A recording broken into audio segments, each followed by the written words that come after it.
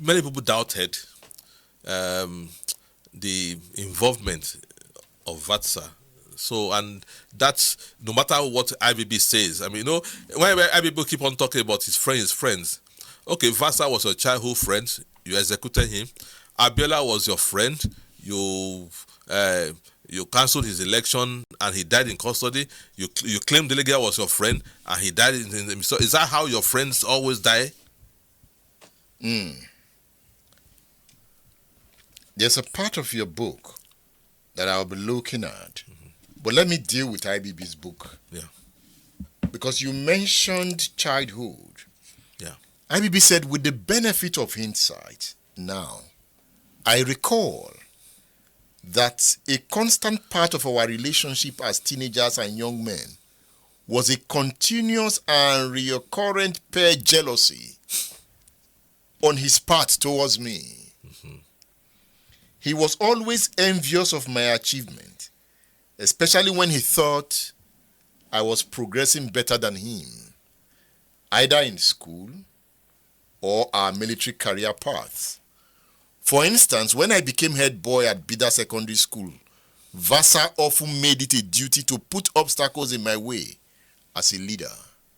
He frequently disregarded my instructions, insisting that there was nothing so special about being the head boy. That trend continued through our military career, but tended to diminish as we both progressed in our respective military careers. Still, he was envious of my career path and posting up to when I was chosen as a member of the Supreme Military Council under Muhammadu Buhari, under General Murtala Muhammad. It's not enough to say such things when the person you are accusing is not around to rebut your assertions.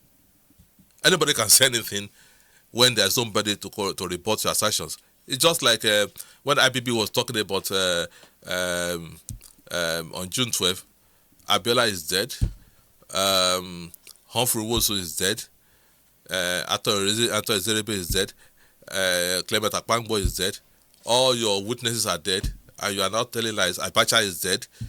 So, and now say all those things against Vatsa, who is not here to respond to your allegations. Vatsa could have a similar, perspective that you are envious of him in terms of intellectual capacity, because Vatsa was intellectual as a poet. So he could have said, if he were to be alive, he could have said that you have been envious of him because of his level of intelligence. You said in your book, in view of the apparent lacuna in the explanations of the government as to the rationale and the proposed modus operandi of the coupists in the alleged plans to bomb bridges in Lagos, these explanations were received with some skepticism. Even General Donka Bali, who was the chairman of the Joint Chief of Staff, yes, and who was asked by Babangida to announce their execution in March 1986, could not say with certainty that the alleged plans to bomb Lagos was actually true. Precisely. Why did you start this chapter with a poem written by Mamman Vatsa? Because of the title, Judgment Day. That day na wa. That day na wa. I go be poor man to talk as rich man. The thing wey Mama Angelina do, Papa Angelina go know that day. Argument no go dey. People wey no suffer for this world. That day, them no go see chop lie. Judgment day. That day na wa. And he saw his judgment day. Yes. Tori getting K-leg. That was the title. Judgment Day. That's why I titled it Judgment Day. Because when I looked at the picture of them on the day they were being condemned to death, I saw as how Nigerians just wasting their best brains. It's. In writing this book, you have brought Mama Vatsa to the fore. Do you think Mama Vatsa is worth celebrating? Well, not necessarily because as a military man, but see, wherever we find injustice, no matter who is involved, we highlight it. So, and in this particular instance, yes, Mamman Vatsa is a military man, doesn't matter, but as far as this issue is concerned, there are lots of doubt about his culpability, otherwise. And his family has never taken it lightly. Precisely. And you stated it here in your book. The alleged role played by Vatsa, who was alleged by the government to be the leader of the coup, is shrouded in mystery. His family has consistently been harping on his innocence. Yes, precisely. Even his wife and children.